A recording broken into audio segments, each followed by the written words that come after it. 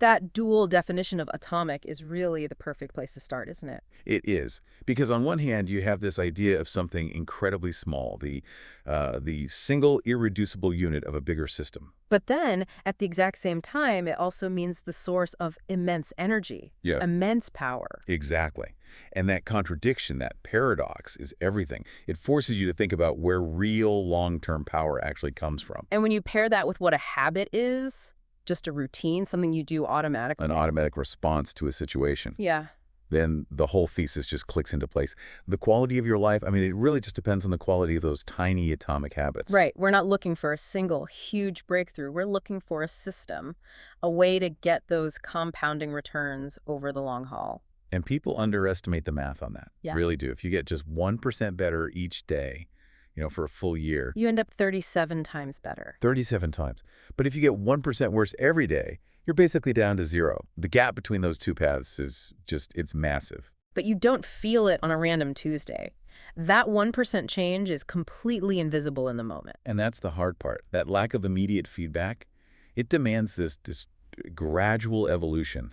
It's a long string of small wins, not the one big moment we all want. We want the overnight success story. We always do. But the system requires patience. And to really understand why that kind of consistency is the only way forward, especially when you're starting from a really low point, the author's own story is it's the perfect illustration. Okay, let's just walk through that because the starting point is, it's just catastrophic. It is. It's 2002. He's in high school. He gets hit directly in the face with a baseball bat. I mean, the injuries were unbelievable. A crushed nose, multiple skull fractures. 2 shattered eye sockets. It was so bad they had to put him in a medically induced coma, put him on a ventilator. This isn't a setback. It's a complete life-altering reset. And the recovery was just brutal, so slow. We're not just talking about physical pain. No, not at all. It was cognitive. He had double vision for weeks. It was 8 months before he could even drive a car again. And in physical therapy, he's practicing things like just walking in a straight line, basic motor patterns. Imagine that. Just trying to get back to the absolute baseline of being a person. Yeah. And after all of that work, all that painful recovery, he gets the emotional gut punch. He gets cut from the varsity baseball team. Yeah. After everything he'd been through, he's humiliated. He talks about just sitting in his car and crying. That's the 0 point. That's where most people would just, they'd quit. The mountain looks too high to climb again. But the real turning point, and this is what stands out to me, it happens years later in college. And it had nothing to do with baseball at first. Nothing at all. He focused on getting a sense of control back. He did it through these tiny, completely non-athletic habits. Things that seem almost laughably small, right? Totally. While everyone else is, living the chaotic college life, he's building good sleep habits, going to bed early. Keeping his dorm room tidy. Right. And focusing on his study habits, just trying to get straight A's. These weren't heroic acts. They were just small things in areas where he had total control. And those little improvements, that discipline, it started to compound. It gave him the confidence, the structure, to start taking on bigger things again. Slowly, over years, he starts weight training consistently. His body changes. And the result, 6 years after that injury is just staggering. He ends up a starter on the team, becomes team captain, and He's named an ESPN Academic All-American. It just proves that starting small isn't some cute motivational trick.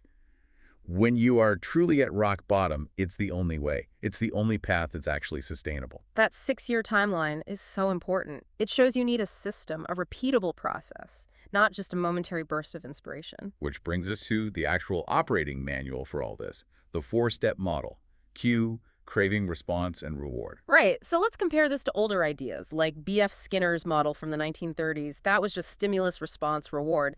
What's the big leap forward here? Why do we need that craving step? Skinner's model was great at explaining how external things influence us.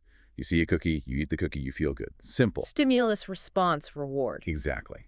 But it couldn't really explain our internal states, our thoughts, our feelings, our emotions.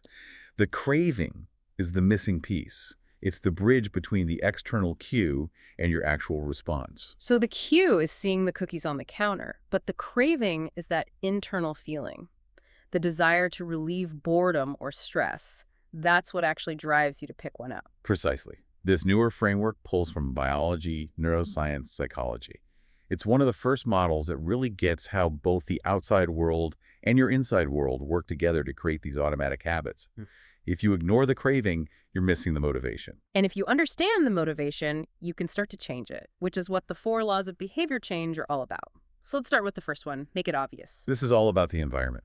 Your environment matters so much more than your willpower.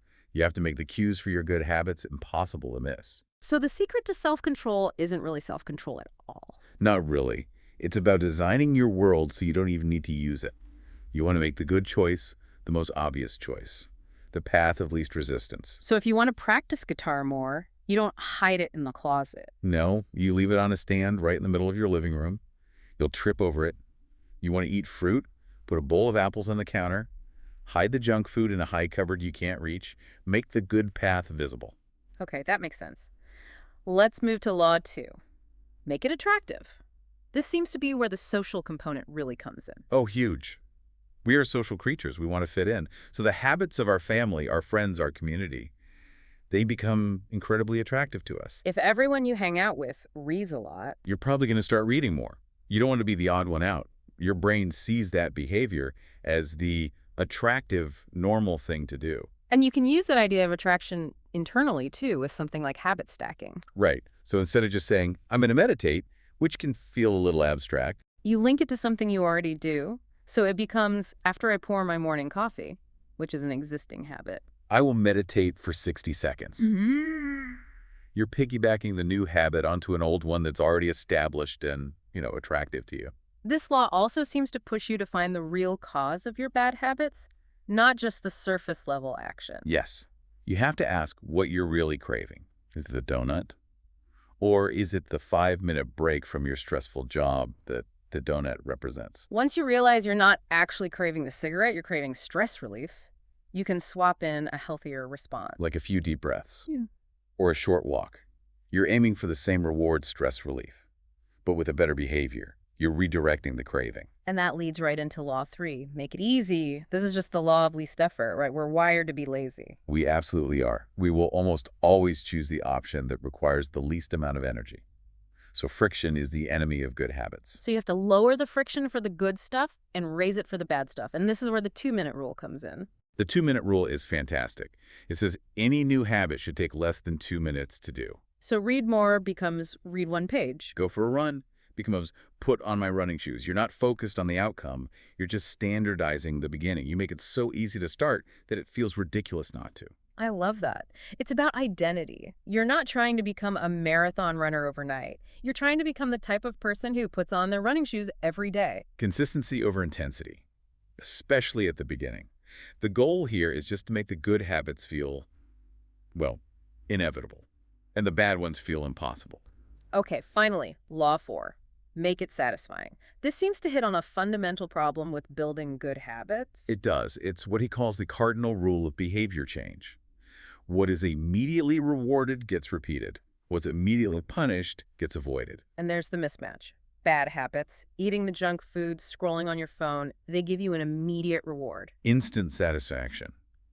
But good habits, like going to the gym or saving money, their rewards are delayed. You don't see the benefit after just one day. So you have to invent a way to get an immediate reward for those good habits, to bridge that gap. And the best way to do that is through tracking. Simply making a mark on a calendar. Putting an X for every day you did your workout. That little X is an immediate visual piece of satisfaction. It proves you did the work. You get to see the chain grow. Don't break the chain. Don't break the chain. Yeah. And then you can level that up with an accountability partner. That changes everything. Why is that so powerful?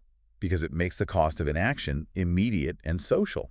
Look, if you tell yourself you're going to the gym and you skip it, it's easy to let yourself off the hook. Sure, no one knows. But if you know you have to text your partner that you finished your workout, skipping it now comes with an immediate social cost. A feeling of letting someone down. That immediate dissatisfaction is a powerful motivator to stick with it. Before we finish up, let's just briefly touch on the Goldilocks rule. How does that fit in?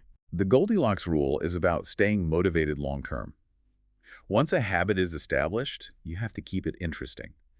It says we feel most motivated when we're working on a task that is right on the edge of our current abilities. Not too easy, not too hard. Just right.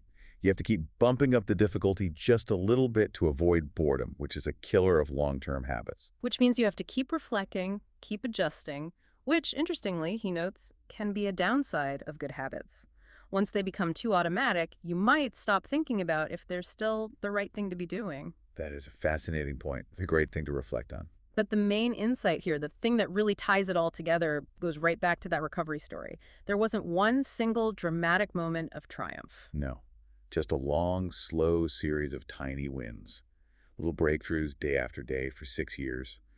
That's what ultimately allowed him to fulfill his potential. And that's the real message for anyone listening. It doesn't matter if your goal is about your health, your money, your relationships. Human behavior is at the Mm. center of all of it. These are lasting principles. They're not just tips and tricks. They're the ideas you can build a business on, build a family on, build a life on. So you have to ask yourself, if the quality of your life truly comes down to the quality of your habits, what is the one tiny atomic habit you can start today that will compound for you over the next year?